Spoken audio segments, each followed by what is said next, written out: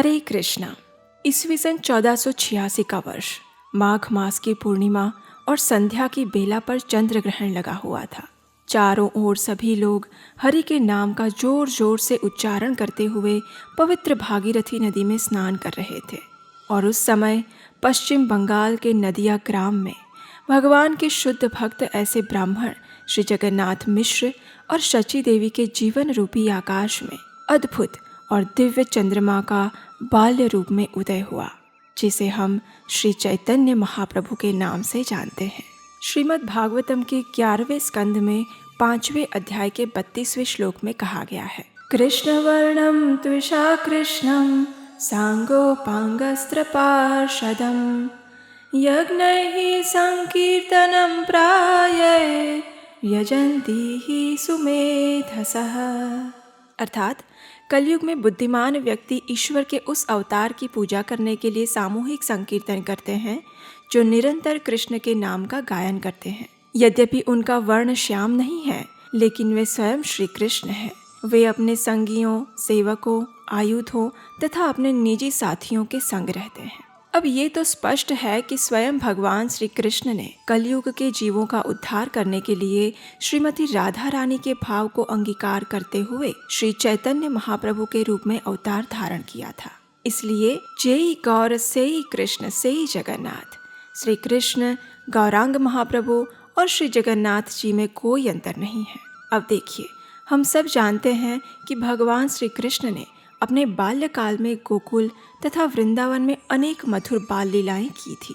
तो क्या जब वे श्री चैतन्य महाप्रभु के रूप में इस धरातल पर प्रकट होते हैं तब पर भी वे ऐसी नटखट लीलाएं करते हैं? जी हाँ, भगवान तो सदा ही भगवान ही रहेंगे ना।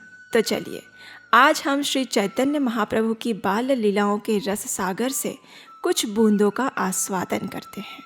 श्री चैतन्य महाप्रभु का बचपन का नाम निमाई था। बाल्य अवस्था में निमाई बड़े बड़े आंसुओं को गिराते हुए रोते थे, और फिर जब शची माता और आसपास की स्त्रियां भगवान हरि के नाम का उच्चारण करते हुए हरि हरि हरि हरि ऐसे बोलती, तो उनके चंद्रमा जैसे सुंदर मुख कमल पर मधुर सी मुस्कान आ जाती, क्योंकि उनका वर्ण पिघले हुए सोने की तरह गौर था और वे हरि के नाम से प्रसन्न हो जाते थे। इसलिए उन्हें गौर हरि के नाम से भी लोग बुलाते थे। अब देखिए, एक दिन क्या हुआ कि छोटे से निमाई ने अभी घुटनों के बल चलना प्रारंभ ही किया था, और एक दिन शची माता की नज़रों से छिपते हुए वे तो बाहर बरामदे में निकल पड़े। वहाँ पर एक सांप घूम रहा था, तो छोटे से निमाई ने हंसते हुए उस सांप को पकड़ लिया, और सांप ने भी बड़ी प्रसन्नता से निमाई को चारों ओर से लपेट लिया। अब निमाई तो आराम से उस सांप पर लेट गए, जैसे वो स्वयं श्री विष्णु के रूप में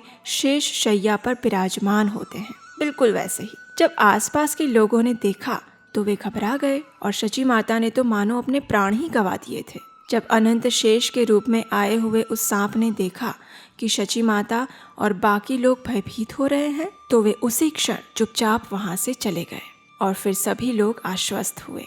इस प्रकार भगवान ने बाल्यकाल में ही अपनी वास्तविक पहचान को प्रकट कर दिया था। उसके बाद एक दिन छोटे निमाई अपने घर के आंगन में खेल रहे थे, और जैसे माता यशोदा नन्हे कृष्ण को अनेक आभूषणों से अलंकृत करके रखती थी, वैसे ही शची माता ने भी अपने निमाई को सुंदर आभूषणों से अलंकृत करके बिठाया हुआ था। जैसे ही वे थोड़ी इधर उधर हुई तो वहाँ पर 2 चोर आ गए। अब नन्हे निमाई के शरीर पर सुंदर आभूषणों को देखकर एक चोर ने दूसरे चोर से कहा, अरे अरे, जरा इस बालक को तो देखो, कितने सुंदर आभूषण धारण किए हैं इसने। यदि इस बालक को किसी तरह हम अपने साथ ले जाएं, तो उसके सारे आभूषण हमें प्राप्त हो सकते हैं, और फिर हम माला माल हो सकते हैं।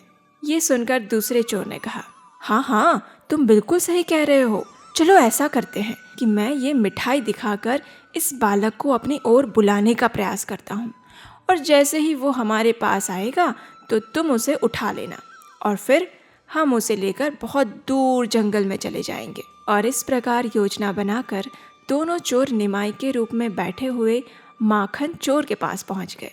अब उन्हें थोड़ी पता था कि ये तो हमसे भी बड़े और सबके चित्त को चुराने वाले चित्त चोर हैं। तो दोनों ने किसी प्रकार निमाई को वहां से उठा लिया और फिर वहां से भागने लगे। दौड़ते दौड़ते वे दोनों चोर दूर तक आ गए, और फिर उन्होंने सोचा, आखिरकार हम इस बालक को उठाकर लाने में सफल हुए। अब हम इसके आभूषण उतारते हैं। ये सोचकर जैसे ही उन्होंने निमाई को अपने कंधे से उतारा तो उन्होंने देखा, अरे ये तो वही जगह है जहाँ से हम उस बालक को उठाकर लाए थे। क्या?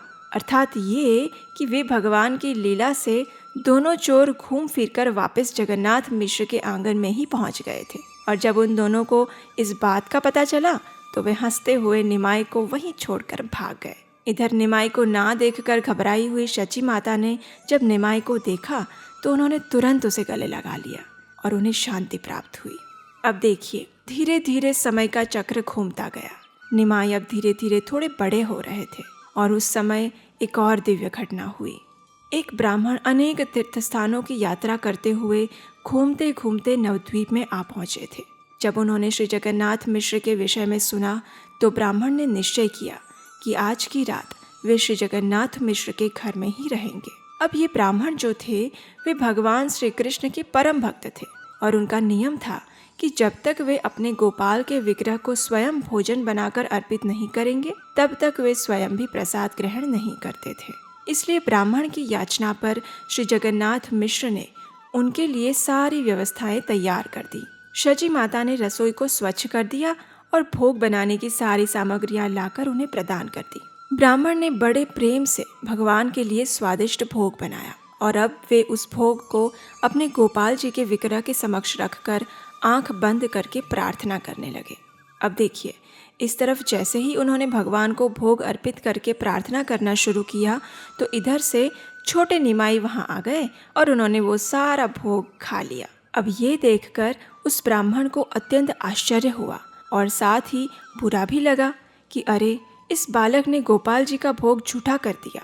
जब जगन्नाथ मिश्र को इस बात का पता चला तो उन्होंने निमाई को डांटा और ब्राह्मण देव से प्रार्थना करते हुए कहा, हे ब्राह्मण देव, इस बालक के अपराध को आप क्षमा करें और कृपया आप दोबारा भोग तैयार करें। जगन्नाथ मिश्र की विनती को स्वीकार करके ब्राह्मण ने दोबारा भोग बनाया और जैसे ही अपने गोपाल जी के विग्रह को अर्पित करने लगे उसी वक्त फिर से निमाई ने आकर उसे खा लिया। इस बार फिर ब्राह्मण को अत्यंत दुख हुआ और थोड़ा बहुत क्रोध भी आया, लेकिन अब क्या करें। निमाई की ऐसी शरारत को देखकर जगन्नाथ मिश्र ने छोटे से निमाई को ले जाकर एक कमरे में बंद कर दिया और ब्राह्मण को प्रार्थना की कि वे फिर से भोग बनाएं और अपने भगवान को अर्पित करें। अब देखिए, बार बार भोग बनाते हुए अब रात्रि भी काफ़ी हो चुकी थी। ब्राह्मण ने आखिरकार तीसरी बार फिर से भोग बनाया और भगवान को अर्पित करने के लिए गए। अब इस बार तो छोटे निमाई को कमरे में बंद कर दिया था, इसलिए ब्राह्मण देव आश्वस्त थे कि अब निमाई आकर भोग को झूठा नहीं करेगा। लेकिन ये तो भगवान है, उनकी लीला कौन समझ सकता है। वे अपने भक्तों के ऊपर कृपा भी विशेष रूप में करते हैं। उनकी माया शक्ति के वशीभूत होकर घर में सभी लोग सो गए और छोटे निमाई ने फिर से वहां जाकर उस भोग को खा लिया। जब ब्राह्मण ने यह देखा तो वह अत्यंत निराश हो गए। उन्होंने सोचा कि शायद आज भगवान भोग स्वीकार करना नहीं चाहते, इसलिए मैं भी आज उपवास करूंगा। लेकिन भगवान तो अपने भक्त के मन को जानते हैं ना।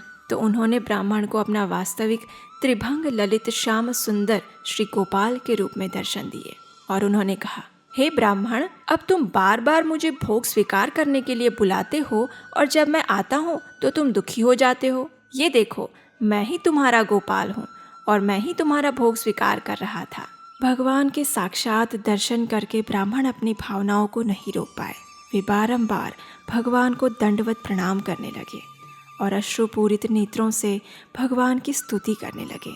उसके बाद भगवान ने उस ब्राह्मण को कहा कि वे इस रहस्य को किसी के समक्ष उजागर ना करें और इसी क्षण वहाँ से चले जाएं। भगवान की आज्ञा पाकर वे ब्राह्मण उसी समय वहाँ से चले जाते हैं।